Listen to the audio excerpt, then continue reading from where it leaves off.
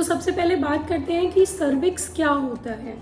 Cervix वो जगह है जो यूट्रस जहाँ पे वेजाइना में खुलता है, ठीक है, उसके बीच का जो एरिया होता है उसे सर्विक्स कहते हैं, इसीलिए इसे बच्चेदानी का मुंह कहते हैं, ठीक है, तो उसको सर्विक्स कहते हैं। सर्विक्स जो जगह है यहाँ पे दो तरह के सेल होते हैं। हमारी पूरी बॉडी में जो अंदर जितने भी ऑर्गन्स हैं उनमें सेल्स होते हैं, तो इनमें दो तरह के सेल होते हैं, इसलिए उन दो जोन्स के बीच में जो जोन होता है वहाँ पे कैंसर होने के चांसेस ज़्यादा होते हैं।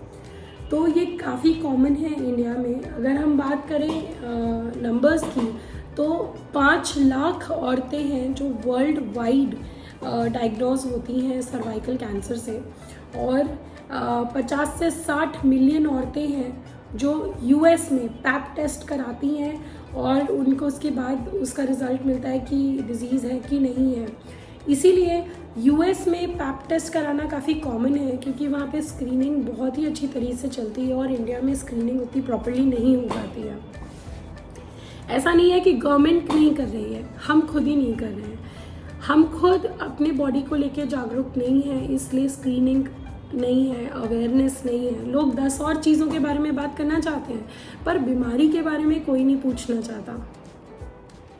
दूसरी बात कि सर्वाइकल कैंसर होता क्यों है, व्हाट कॉजेज सर्वाइकल कैंसर। तो काफ़ी सारे कॉजेज़ हैं। जो मेन कॉज है वो HPV virus, human papilloma virus, जो कि सर्वाइकल कैंसर कॉज करता है, जिसकी वजह से सर्वाइकल कैंसर होता है। HPV जो होता है ये सेक्सुअली ट्रांसमिटेड होता है, सेक्सुअल कांटेक्ट से हो सकता है, और ये लो रिस्क टाइप का होता है, हाई रिस्क टाइप का होता है। हो सकता है आपको बहुत पहले HPV से इन्फेक्शन हुआ हो। HPV इन्फेक्शन है तो आपको कैंसर हो जाएगा ये ज़रूरी नहीं है।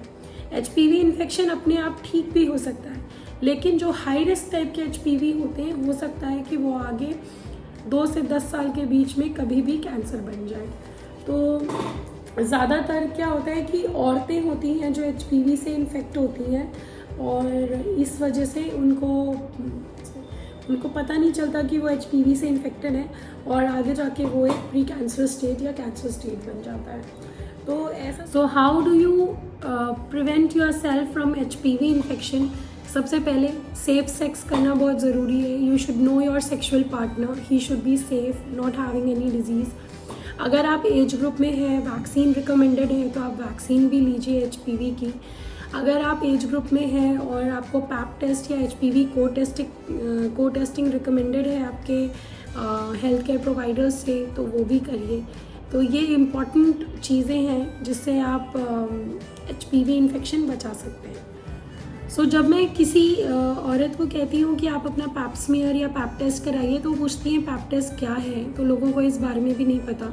तो पैप टेस्ट जो होता है उसमें एक स्पैचुला होता है, जिससे हम आपके सर्विक्स की जो एक सेल लेयर होती है उसका एक स्मीयर बनाते हैं और इसे एबनॉर्मल सेल्स के लिए एग्जामिन करते हैं। बहुत ही सिंपल OPD प्रोसीजर है, और आजकल ब्रश टेक्निक से भी किया जाता है, स्टिक से भी किया जाता है, एंड एक दिन में आपको रिपोर्ट भी मिल जाती है। अगर you are eligible for a pap smear test, then you should go for your pap smear test. Every reproductive female should get your pap smear once in 2 years. Then people also ask कि अगर मेरे periods आए हैं क्या मेरा pipe test हो सकता है, तो नहीं, आप अपने पीरियड्स के टाइम पे अपना पैप टेस्ट ना करवाएं, पीरियड्स के बाद पैप टेस्ट करवाएं। पैप टेस्ट करवाने से पहले सेक्सुअल इंटरकोर्स ना करें for 24 to 48 hours. So these are the recommended guidelines. First thing which is new is liquid cell cytology, जिसमें cervical swab directly liquid cytology में भेजा जाता है। Second is pap test, imaging आई है, वैक्सीनेशंस आए हैं, और HPV को टेस्टिंग विद पैप टेस्ट आया है, जो इंक्रीज्ड रिस्क है अगर जिन फीमेल्स में वो पता लग जाता है।